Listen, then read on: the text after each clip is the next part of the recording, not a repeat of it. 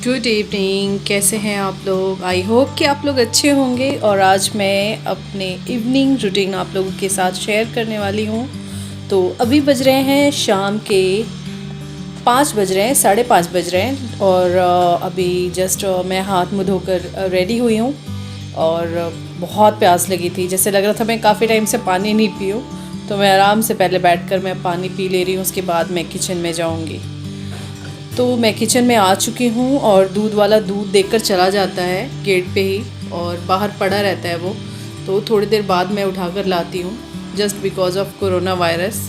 तो थोड़ी देर उसको बाहर ही छोड़ देती हूँ, उसके बाद वॉश करके पैकेट रख देती हूँ। और अब मैं पहले दूध को उबालूँगी, और फिर दूध उबालने के बाद अपने लिए शाम की चाय बनाऊँगी। तो कोई भी बर्तन इस्तेमाल करने से पहले मैं क्या करती हूँ कि पतीले को फिर से धो लेती हूँ, क्योंकि पता नहीं कॉकरोचेस हो या फिर कोई और भी चीज़, धूल मिट्टी कुछ भी पड़ सकती है धुले बर्तन पर।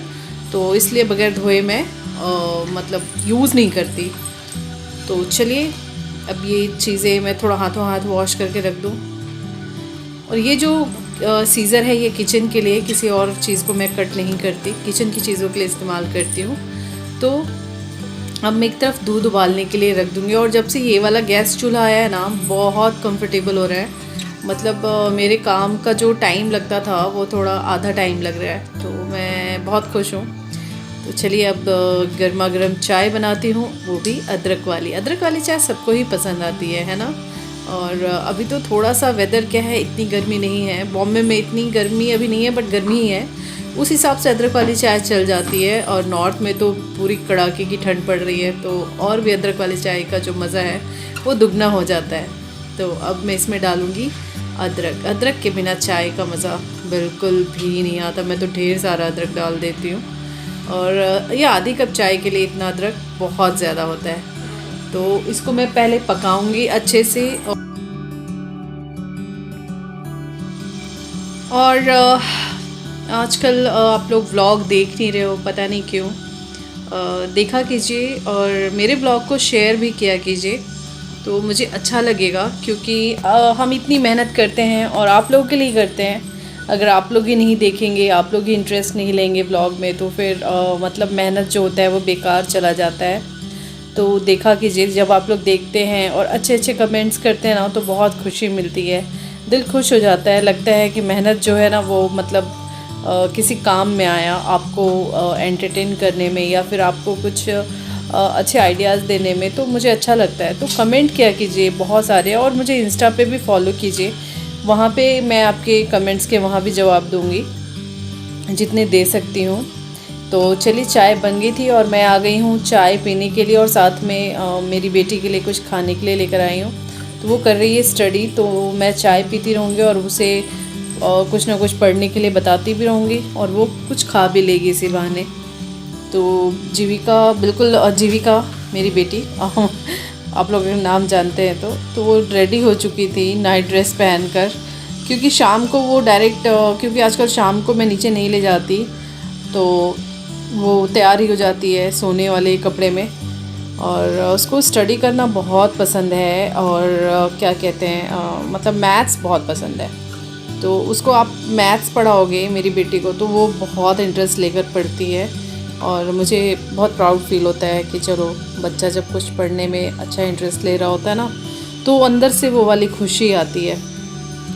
तो मैं ले रही हूँ एक तरफ चाय के मज़े, और देख रही हूँ घड़ी में टाइम की, भाई टाइम कितना हो गया। ऐसा ना हो मैं आराम से चाय पीते हुए बैठी रहूँ और बाकी के काम रह जाएं।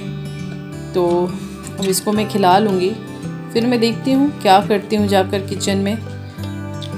और क्या बोलूँ, बस आप लोगों से बातें करना अब एक आदत सी हो गई है।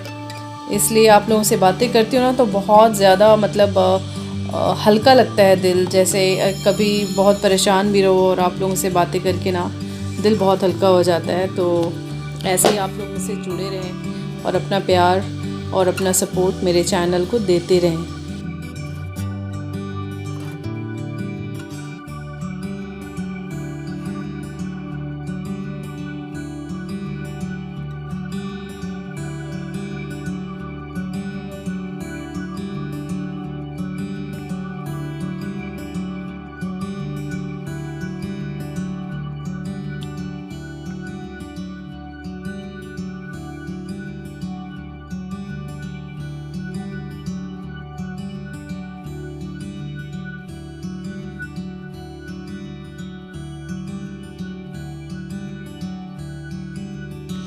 और अब मैं आ गई हूँ बेडरूम में। तो धुले हुए कपड़े ऐसे ही पड़े हुए थे तो उसको फोल्ड करके रखना है।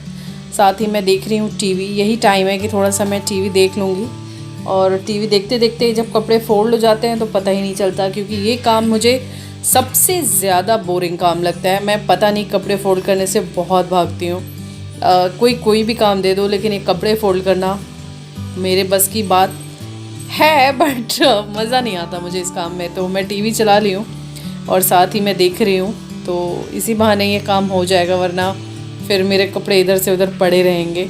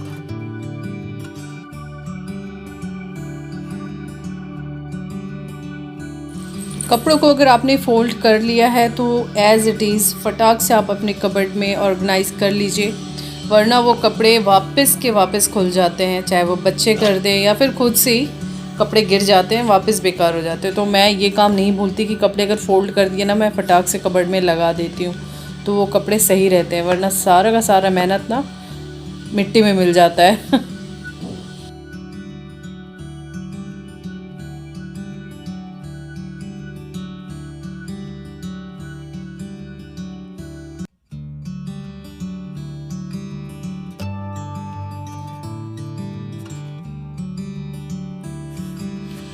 तो मैं वापस आ गई हूँ किचन में, और कुछ बर्तन जो थे थोड़े से उसको मैं वॉश कर लूँगी और किचन को फिर से थोड़ा सा क्लीन कर लूँगी, ताकि मैं आगे डिनर वगैरह बना सकूँ। तो इवनिंग रूटीन में मुझे आज इतना ही आप लोग के साथ शेयर करना था, एंड आई होप कि आप लोगों को मज़ा आया होगा। और आप लोग भी कुछ आपने भी, जो बहुत लोग होते हैं कि किचन को मतलब मैनेज करके नहीं रखना और क्लीन करके नहीं रखना, तो मैं सच बता रही हूँ कि वैसे सिस्टर्स को मैं ये कहना चाहूँगी कि आप हैंड टू हैंड अगर आपको करना है तो हैंड टू हैंड आप कर लेंगे, तो आपका किचन साफ़ भी रहेगा और आपको आगे जाके थोड़ी सी परेशानी भी कम हो जाएगी। तो आप लोग ऐसे ही बर्तन वगैरह क्लीन करके रखा कीजिए, किचन को क्लीन करके रखा कीजिए, और इससे आपकी किचन में पॉजिटिविटी भी आती है और आगे का काम बड़े ही आराम से आप लोग कर पाते हैं।